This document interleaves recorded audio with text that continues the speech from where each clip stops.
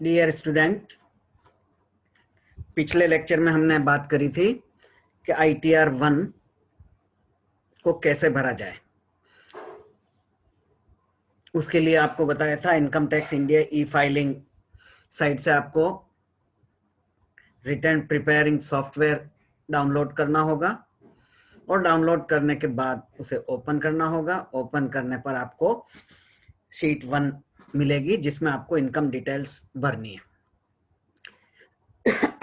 Income details के साथ आपको बेसिक इंफॉर्मेशंस भी देनी है। वो सब इंफॉर्मेशन भरने के बाद अपने इनकम डिटेल देंगे, आप अपने डिडक्शंस देंगे सेक्शन 80C 80D 80U तक। वो सब भरने के बाद आप नेट इनकम निकालेंगे। उसमें सेक्शन 87A की रिबेट अगर आपको मिल रही है तो वो भरेंगे। अगर आपको टैक्स रिलीफ सेक्शन 89 में लेनी है तो वो भरेंगे। उसके बाद बैलेंस टैक्स पेबल आएगा, उसमें ये नियमानुसार इंटरेस्ट अगर देई है तो वो भी अपने आप जुड़ जाएगा और total amount of tax fees and interest जो आपको पे करना है, फाइनल अमाउंट, वो इसमें पेबल जो है वो दिख जाएगा। ये कॉलम नंबर 17 में आएगा। इसके बाद हमको ये आगे देखना है कि हमने अब तक कितना टैक्स चुका दिया। उसके लिए इंफॉर्मेशन भरने के लिए हमको इस सीट की TDS शेड्यूल खोलनी होगी, जो आपको नीचे दिख रही है, मेरा एरो आ रहा है। TDS शेड्यूल जब आप खोलेंगे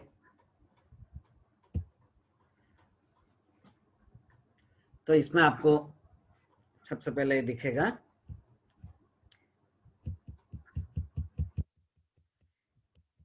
column 18 TDS first, details of tax deducted at source from salary as per form 16 issued by employer और एम्प्लॉयर्स। इसमें आपको इंफॉर्मेशन भरनी है। कॉलम इसमें दिए हुए हैं 1 2 3 4, जितने एम्प्लॉयर हैं, जितनी जगह से आपको आपके वेतन से टैक्स काटा गया है, उसकी इंफॉर्मेशन भरनी है। इसमें पहला column tax deduction account number of deductor, जिसको हम कहेंगे 10। आपका एम्प्लॉयर का 10 नंबर क्या है वो इसमें पहले कॉलम में भरना है। यहां पर नेम ऑफ डिडक्टर, आप कहां काम कर रहे हैं, आपको कौन वेतन दे रहा है, उसका नाम आपको लिखना है। Income chargeable under the head of salary,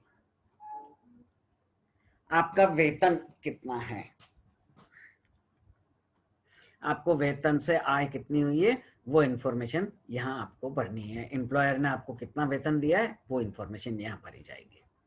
total tax deducted, और आपके एम्प्लॉयर ने आपका कुल कितना टैक्स काटा है वो इंफॉर्मेशन यहाँ भरनी है।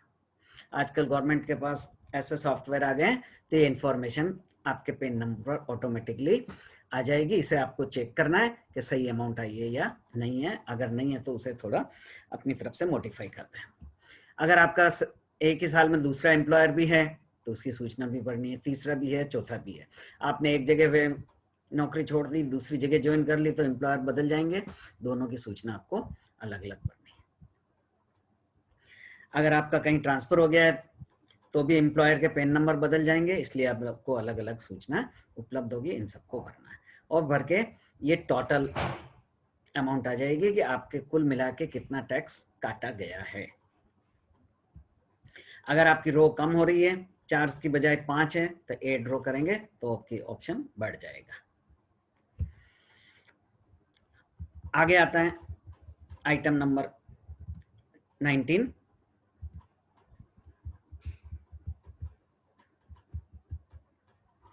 Detail of tax deducted at source from income other than salary as per form number 16A issued by deductor. आपको जो इनकम प्राप्त हो रही है दो तरीके से आती है, एक तो सैलरी से इनकम आ रही है और दूसरा अदर देन सैलरी से आ रही है। सैलरी से आ रही है तो आपको TDS 1 में इसकी इंफॉर्मेशन भरनी है।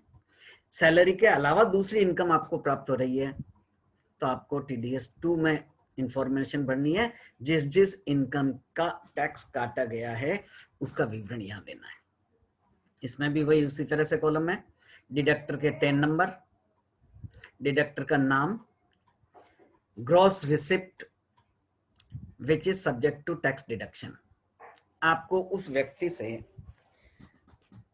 कितनी इनकम प्राप्त हुई है, ग्रॉस अमाउंट कितना है, वो आपको कॉलम नंबर 3 में भरना है। कॉलम नंबर 4 में ईयर ऑफ डिडक्शन, किस साल आपका टैक्स काटा गया है उसका विवरण देना है, कितना टैक्स काटा है उसका विवरण देना है, और जितना अमाउंट काटा है उतना सरकार के पास उस साल जमा कराया है या नहीं उसकी सूचना, वो इंफॉर्मेशन यहाँ आएगी। TDS credited out of 5 claim this year, जो टैक्स काटा गया है वो इस साल आप उसमें से कितना क्लेम कर रहे हैं वो अमाउंट यहाँ भरनी है। अगर आपके ऐसे 1 2 3 4 5 हैं तो आप इसमें फिलअप कर सकते हैं। अदर देन सैलरी में कुछ उदाहरण मैं बता सकता हूँ आपको। बैंक से इंटरेस्ट मिला हो तो बैंक आपका डिडक्टर हुआ, उसका 10 नंबर लिखना है, नाम लिखना है उस बैंक का, आपके कुल ब्याज कितना बना वो अमाउंट लिखनी है, साल लिखना है, बैंक ने आपसे कितना टैक्स काटा है वो लिखना है, और टैक्स उसमें से आपको कितनी रिबेट इस साल लेनी है उसका विवरण आपको यहाँ देना है। इसी तरह से इंश्योरेंस कमीशन अगर आपको मिलता है तो इंश्योरेंस कंपनी आपसे टैक्स काटेगी, उसका विवरण इसमें देना है। आपने कोई टेक्निकल सर्विस किसी को दी है, प्रोफेशनल सर्विस किसी को दी है, अगले ने अगर आपका नियम अनुसार टैक्स काटा है तो उसका विवरण भी इसी में आएगा। इस तरह से आपको टोटल अमाउंट यहाँ पर ऑटोमेटिकली प्राप्त हो जाएगी। आपको जो कलर्ड कॉलम्स हैं उसमें सूचना भरनी है, व्हाइट कलर में आपको टोटल अपने आप सिस्टम दे देगा। अब आइए आगे,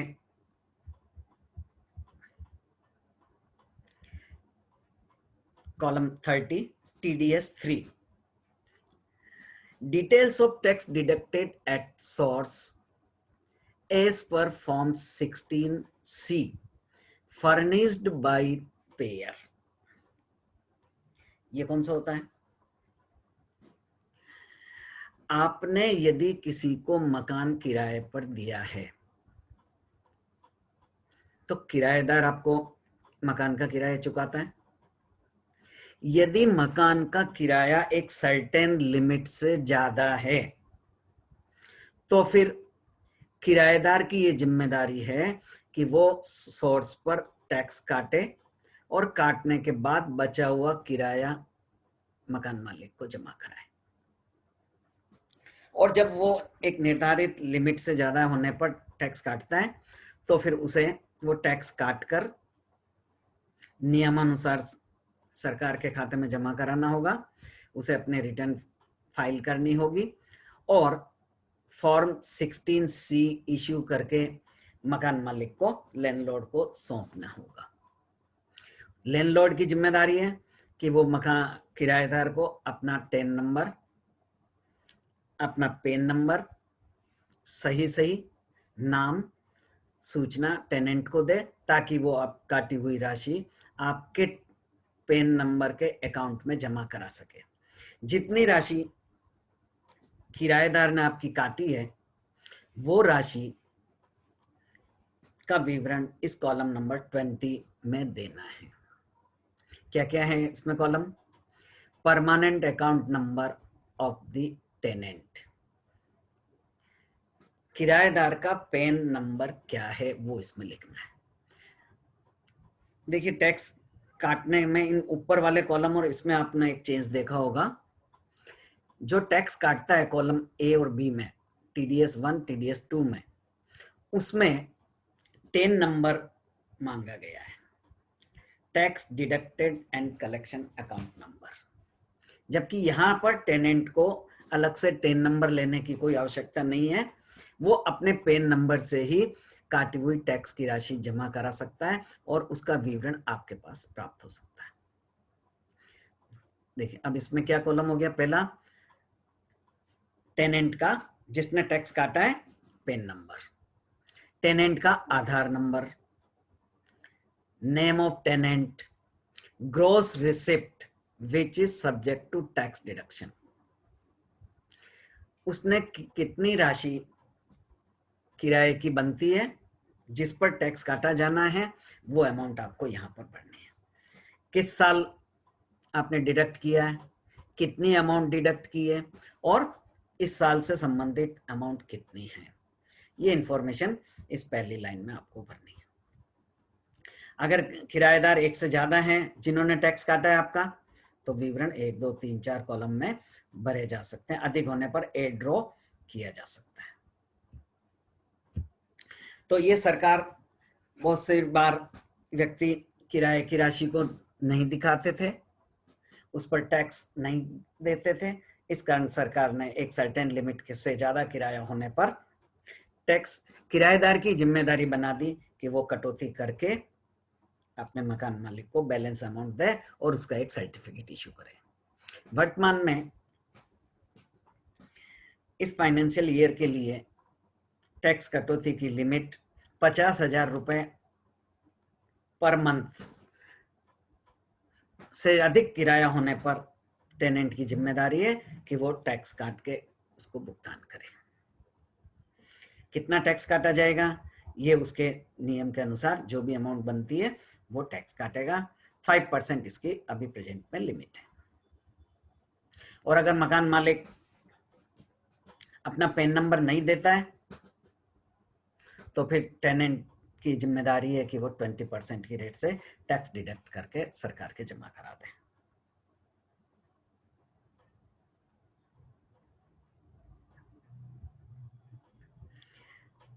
अब आता है आपका column number 21 IT, detail of advance tax and self assessment tax. ये क्या होता है, इसकी जानकारी भी आपको होनी चाहिए। इसके बारे में अलग से हम लेक्चर कर चुके हैं और भी आगे आपको बताएंगे। इसमें ये बताया गया है कि आपने अपनी आय का अनुमान लगा के साल भर में जो टैक्स बनना है पिछले साल ही समय समय पर सरकार को जमा कराया है।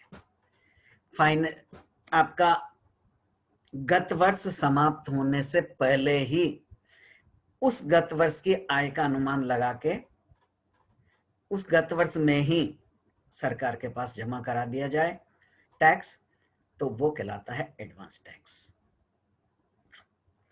अगर गत वर्ष समाप्त हो गया, असेसमेंट ईयर चालू हो गया, अब आपको रिटर्न भरना है, तो उस समय आप एक्चुअल इनकम कैलकुलेट करेंगे, एक्चुअल टैक्स कैलकुलेट करेंगे, उसमें से आपका जो टीडीएस हुआ है, जो किसी एम्प्लॉयर ने या टेनेंट ने या इनकम देने वाले ने काट लिया है, उसे माइनस कर दीजिए क्योंकि वो आपकी क्रेडिट हो चुकी है, आपकी तरफ से जमा हुआ है। उसके बाद बैलेंस टैक्स क्या बच रहा है उसे आपको सरकार के पास जमा कराना होगा। उसी के बाद आप ये रिटर्न फाइल कर सकते हैं। तो जो टैक्स आपने एडवांस के रूप में गत वर्ष में ही जमा कराया है अथवा गत वर्ष समाप्त होने के बाद और रिटर्न भरने से पहले आपने अपने अनुमान से कैलकुलेट किया है, सही सही टैक्स निकाला है, उस सेल्फ असेसमेंट टैक्स को बैंक में जमा कराया है, उसकी सूचना आपको यहां पर नहीं है। क्या क्या सूचना है, जब आप बैंक में टैक्स की राशि जमा कराएंगे तो उसमें चालान आपको प्राप्त होगा, रिसिप्ट प्राप्त होगी। उस रिसिप्ट में ये सब इंफॉर्मेशंस दिखाई हुई होती है, उसे आपको यहां भरना है। क्या क्या इंफॉर्मेशन है, BSR कोड, ये बैंक का कोड होता है, जिस बैंक में आपने जमा कराया, जिस ब्रांच में जमा कराया उसका विवरण यहाँ उस पर्टिकुलर कोड होता है उस ब्रांच का, उस चालान पर लिखा होता है, वो आपको भरना है। डेट ऑफ डिपॉजिट, कब डिपॉजिट किया, सीरियल नंबर ऑफ चालान जो आपने जमा कराया, उसका जो रिसिप्ट इश्यू हुई है उस चालान का सीरियल नंबर क्या है और कितना टैक्स आपने पे किया है। ये सब सूचना इसमें भरनी है। जब जब आपने ये टैक्स जमा कराया है उसका विवरण इसमें पढ़ना है। मान लीजिए आपने 3 बार एडवांस टैक्स जमा कराया है तो अलग अलग बार के अलग अलग डेट होगी, उसका विवरण आप भरेंगे। और करंट ईयर असेसमेंट ईयर में जो आपने सेल्फ असेसमेंट टैक्स जमा कराया है उसका विवरण आप यहाँ भर दीजिए और आपकी टोटल यहाँ आ जाएगी। यदि आपने एक से अधिक बार, ये 3 से 4 से अधिक बार टैक्स जमा कराया है तो ए ड्रॉ कर लीजिए। ए ड्रॉ करने के बाद आपकी इंफॉर्मेशन बढ़ जाएगी। जैसे मैं ए ड्रॉ कर रहा हूँ तो ये टोटल अमाउंट आपकी यहां पर आ जाएगी। टैक्स सरकार के पास जमा कराने का एक और सिस्टम होता है, वो कहलाता है TCS. Column number 22 TCS, detail of tax collected at source as per form 27D issued by the collector. सरकार ने नियम बनाया है कि कुछ सर्टेन वस्तुएं बेचने वाला व्यक्ति सर्टेन खरीदार को अगर वो बेचता है तो बेचने पर जो राशि प्राप्त हो रही है उसमें से एक निश्चित राशि सरकार के पास जमा कराए। जो व्यक्ति उनसे टैक्स कलेक्ट कर रहा है, व्यक्ति पैसा कलेक्ट कर रहा है, उसकी एक निश्चित राशि नियमानुसार सरकार के पास जमा कराए। यह कहलाता है टैक्स कलेक्शन एट सोर्स। उदाहरण के रूप में मोटर कार, डीलर आपको कार बेचता है, आप कार का भुगतान करते हैं, तो डीलर की जिम्मेदारी है कि जो पैसा आप प्राप्त हुआ है उसमें से एक सर्टेन लिमिट नियमानुसार टैक्स की राशि सरकार के पास जमा कराएगा। इसमें सूचना क्या आएगी? Tax collection account number, name of collector, किसने पैसा कलेक्ट किया, gross payment which subject to tax collection, ये ग्रॉस राशि आपको लिखनी है, ईयर, टैक्स कलेक्टेड, कितना टैक्स उन्होंने कलेक्ट किया है, और TDS credit for this current year. यह सूचना आपको इसमें सबमिट करनी है। टीडीएस और टीसीएस में क्या फर्क आया? टीडीएस है इनकम देने वाला व्यक्ति आपकी इनकम में से टैक्स काटेगा और सरकार के पास जमा कराएगा। टीसीएस में माल बेचने वाला व्यक्ति खरीदने वाले व्यक्ति से ये टैक्स कलेक्ट करेगा और वो राशि सरकार के पास जमा कराएगा। इस तरह से 3 तरीके से सरकार के पास टैक्स पहुंच रहा है। ये तीनों ही सूचनाएं आपको यहां पर सबमिट करनी। पहला टीडीएस के रूप में,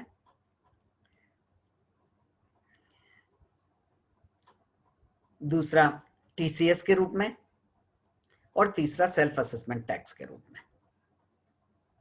टीडीएस और टीसीएस के रूप में गत वर्ष में ही ये अमाउंट चली जाएगी सरकार के पास। सेल्फ असेसमेंट टैक्स के रूप में जो राशि है वो असेसमेंट ईयर में रिटर्न फाइल करने से पहले सरकार के पास जमा करानी होगी। इस तरह से जो टैक्स आपका कुल देय था फर्स्ट इनकम डिटेल्स में, कॉलम नंबर 17 में जो दिखा था कि आपको कुल मिला के क्या टैक्स पे करना है, उसकी टोटल टीडीएस और टीसीएस तथा सेल्फ असेसमेंट टैक्स मिला के हो जानी चाहिए। इससे कम नहीं होनी चाहिए।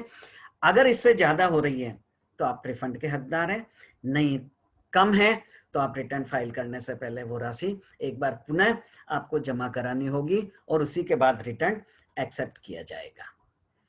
आगे टैक्स पेड, वेरिफिकेशन और अन्य शेड्यूल्स के बारे में हम नेक्स्ट लेक्चर में बात करेंगे। तब तक ये मेन दोनों चीजें इसकी आप प्रैक्टिस कर लीजिए, डाउनलोड करिए, उसको खोलिए, आप अपने नाम से एक अज्यूम्पशन ले लीजिए, आपकी इनकम्स एस्टिमेट कर लीजिए, डिडक्शंस एस्टिमेट कर लीजिए और इसको भरने की प्रैक्टिस करिए।